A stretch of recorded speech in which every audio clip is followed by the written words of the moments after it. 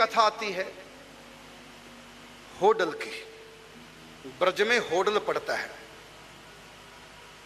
ब्रज 84 कोस की भी हमारी यात्रा उधर जाती है। होडल में एक लाल दास नाम के महापुरुष, तो एक भक्त ने अपने घर बुलाया संत को, महंत जी को, भोजन कराया और उसके बाद फिर वस्त्र आदि दिए,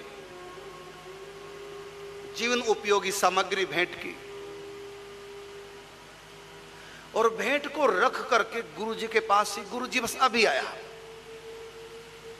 गुरुजी को भेंट दी नहीं, बस उस कमरे में रख दी। गुरुजी ने देख लिया, गुरुजी बस अभी आया।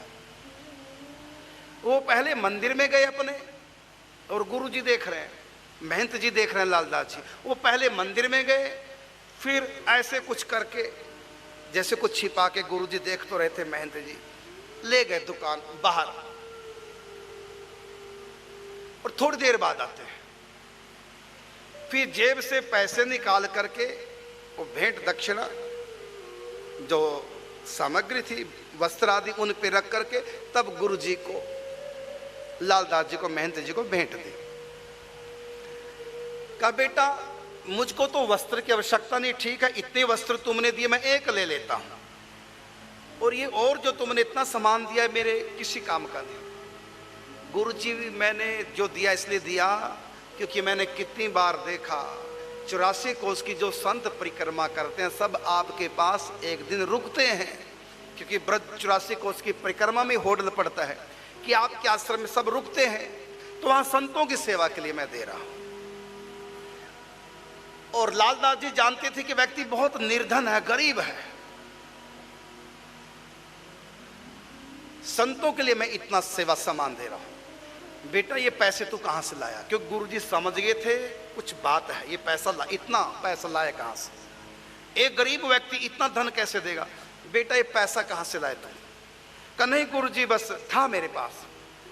लालदास जी ने कहा झूठ मत बोल, सच बता, ये कहां से लाया इतना पैसा?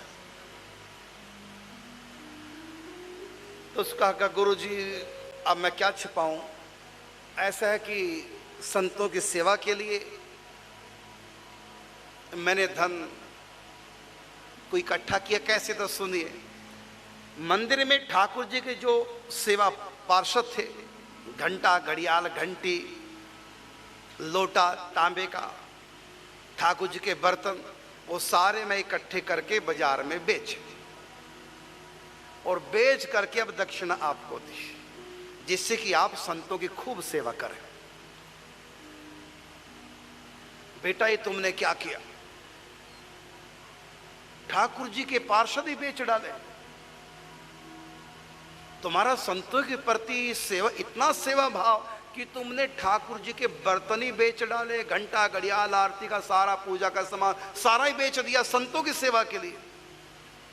तुम तो बहुत बड़े भक्त हो, बहुत अधिक भावना है, और तुमने तो बहुत अधिक कर दिया, इतना पैसा और ये सब सामान दिया, बहुत अधिक कर दिया। गुरु जी से बोले, वो भक्त लालदास जी से बोले कि आप तो घंटा, घड़ियाल, घंटी, लोटे के बारे में कहते हैं, यदि मेरे पास ये ना होती ना तो आज मैं ठाकुर जी को बाजार बेचा था। इनकी कौन के पूजा के पात्र की, मैं तो ठाकुर जी को भी बेचा था।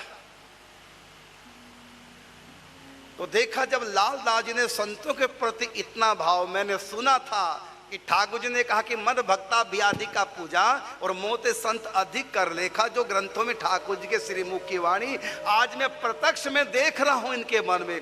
बताओ ठाकुर जी को भी बेचने को तैयार हो गए, मूर्ति को मेरे लिए, संतों के लिए, उनको उठा के हृदय से लगा लिया। दोनों की आंखों में आंसू, जब दोनों प्रेमी मिलते हैं दोनों की आंखों में आंसू, क्योंकि लालदास जी भी संतों के बहुत प्रेमी, लोगों से आसपास के गांव से इकट्ठा करके अनाज, रुपया, पैसा, तो जो ब्रज 84 कोस की जो संत पैदल परिक्रमा करते हैं, होडल रास्ते में पड़ता है, तो उनके लिए भंडारा भोजन की सेवा करते थे। तो गुरुजी का भी ऐसा भाव लालदास जी का संतों के प्रति और सेवा का भी संतों के प्रति भाव देखा, दोनों ही भगवत भक्त पूर्ण एक दूसरे के गले लगे, आंखों में आंसू, और कहा कि चलो अब जो हुआ सो हुआ तो गलत, जो ठाकुर जी के पात्र बेच डाले, चलो ठाकुर जी से क्षमा याचना करते हैं।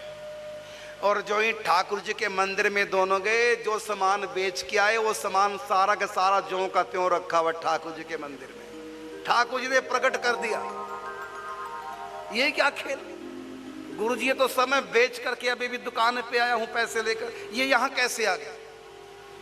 तो गुरु जी ने दिव्य दृष्टि से जान लिया, जब कोई श्रद्धा के साथ भगवान की सेवा पूजा करता है ठाकुर जी के घर में पधरा के, तो ठाकुर जी की सेवा की जो सामग्री है, लोटा, घंटा, घड़ियाल, तो भगवान के दिव्य पार्षद उनके भीतर समा जाते हैं।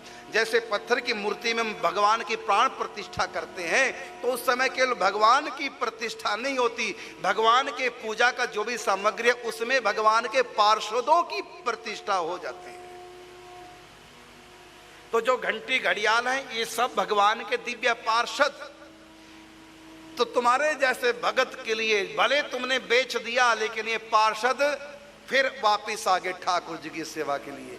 क्योंकि जहां तुम्हारे जैसे भक्त जो इतना संतों के प्रति भाव रखते हैं, तो उनके घर में मूर्ति कोई पत्थर की मूर्ति साधारण नहीं रहती, और उनके घर में जो पूजा की जो थाली, कटोरा, लोटी, घंटी, घड़ियाल आदि है, ये भी साधारण नहीं होते। सबके भीतर विग्रह के अंदर ठाकुर जी प्रवेश कर जाते हैं, और पूजा की सामग्री में भगवान के पार्षद प्रवेश कर जाते हैं। तो तुम्हारे घर में साक्षात ठाकुर जी का निवास है, इसलिए भगवान के पार्षद इनमें आगे पूजा करते हैं, भगवान के पार्षद। और तुमने संत प्रेम में बह करके पार्षदों को बेच डाला, लेकिन ये पार्षद ठाकुर जी को छोड़ने को तैयार नहीं, देखो फिर यहाँ पर आ गए हैं।